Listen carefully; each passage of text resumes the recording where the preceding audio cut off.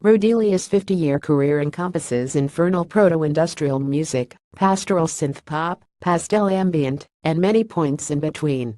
As a member of Cluster and Harmonia, and in collaborations with Brian Eno, Lloyd Cole, and many others, Hans-Joachim Roedeliuss has been involved with more important, innovative releases than most living musicians. Tomorrow, September 28, Seattle has the good fortune to experience the 82-year-old's regal presence and art at Chapel Performance Space. The show, which is organized by local synth retailer Patchworks, is sold out, but people inevitably fail to attend, so there may be some openings. To commemorate this auspicious occasion, I'm going to survey 5 standout creations by Roedeliuss over his nearly 50-year career. The list could be 10 times longer, but you likely don't have the time patience for such an extravagance. Note I've avoided duplication with a similar piece I did on Roedeliuss' late Cluster Harmonia bandmate Dieter Mobius. Cluster, 2132 from 71. A side-long opus from Cluster's debut LP, 2132 crystallizes the proto-industrial ambient approach that Roedeliuss, Mobius, and Konrad Schnitzler were honing on the 3 albums they cut as Cluster Eruption, Clipzeichen, and Swayastery. Similar to Tangerine Dream's early instrumental zone-outs, 2132 whirls and whirs in a distant galaxy of harrowing desolation. What a long, strange trip Cluster engineer here. Cluster, wrote Ricky Zuckerzeet.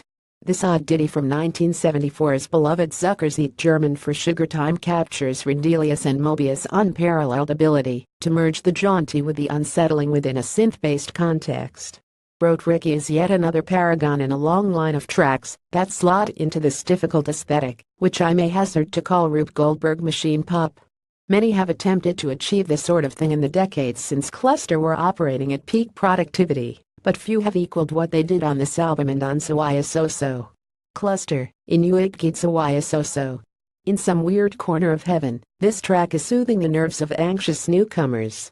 Inuit Geet is the interstellar muzak of the chillest gods. Some pharma company should bottle its essence and sell it to the beleaguered masses. It's almost unbearably relaxing. Eno Mobius Roedeliuss, ho Reno Mo Cluster Eno. Listen to that goddamn piano, unmistakably Hans-Joachim's handiwork, and the way it elegantly chimes above the insistent pulsations and wonky plinks of Mobius and synths. It represents a perfect symbiotic relationship in which Roedeliuss handles that sublime body stuff, and the other 2 Ubermenschen take care of the subterranean strangeness. It's a mystery why Werner Herzog never used this piece in one of his films. Ambi. The song features the late Holger Chuke on bass. Harmonia, Walkie-Talkie Deluxe. In my Mobius feature, I stated how I think music von Harmonia is superior to Deluxe, and I stand by this assertion.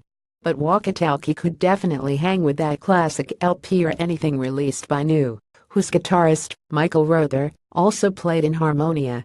Walkie-Talkie, which also features Guru Usmani Neumeyer on drums, is a supreme autobahn cruising jam, a pastoral ramble that sparkles in a stoically brilliant, Teutonic manner.